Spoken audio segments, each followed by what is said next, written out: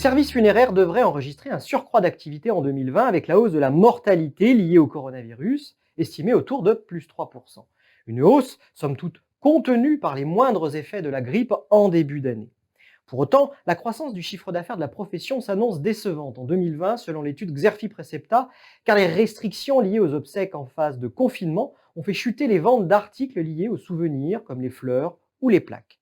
À long terme, en revanche, le marché des services funéraires n'en reste pas moins porteur compte tenu du vieillissement de la population française. Le nombre de morts devrait passer de 600 000 par an en moyenne actuellement à 650 000 d'ici 2030 pour ensuite accélérer entre 2030 et 2050 avec 750 000 décès en 2040, puis 800 000 environ en 2045 selon les projections démographiques. Le contexte de marché est résolument porteur, ce qui a d'ailleurs attiré ces dernières années plusieurs fonds d'investissement au capital de sociétés du secteur, notamment les leaders OGF et Funecap.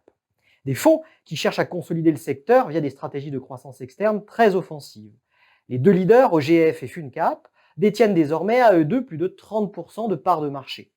Les indépendants, quant à eux, demeurent toujours les premiers acteurs du funéraire avec une part de marché de 40%, voire de plus de 50% en tenant compte des pompes funèbres indépendantes rattachées à un groupement comme le Choix funéraire, Funéplus ou Funéris.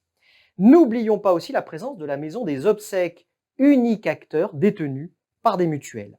Une présence qui vise à mieux maîtriser les prix pratiqués par les structures qu'elles indemnisent et au final de passer d'un statut de payeur aveugle à celui de payeur régulateur.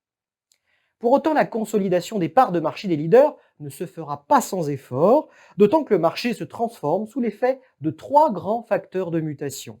Citons d'abord la montée continue de la crémation, qui représente environ 40% des décès en 2019, en hausse de 10 points par rapport à 2010.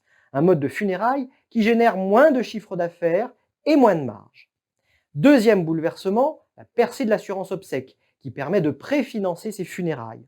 En 2019, près de 30% des obsèques étaient préfinancées, un chiffre qui a doublé au cours des 10 dernières années.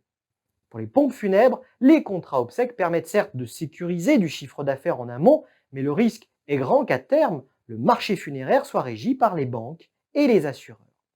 Enfin, troisième facteur, la moindre importance accordée par les familles aux articles funéraires, qui recherchent moins d'ostentation dans les produits et davantage de services et de personnalisation autour des obsèques. Autant de défis qui poussent les entreprises de services funéraires à intensifier leur stratégie de croissance.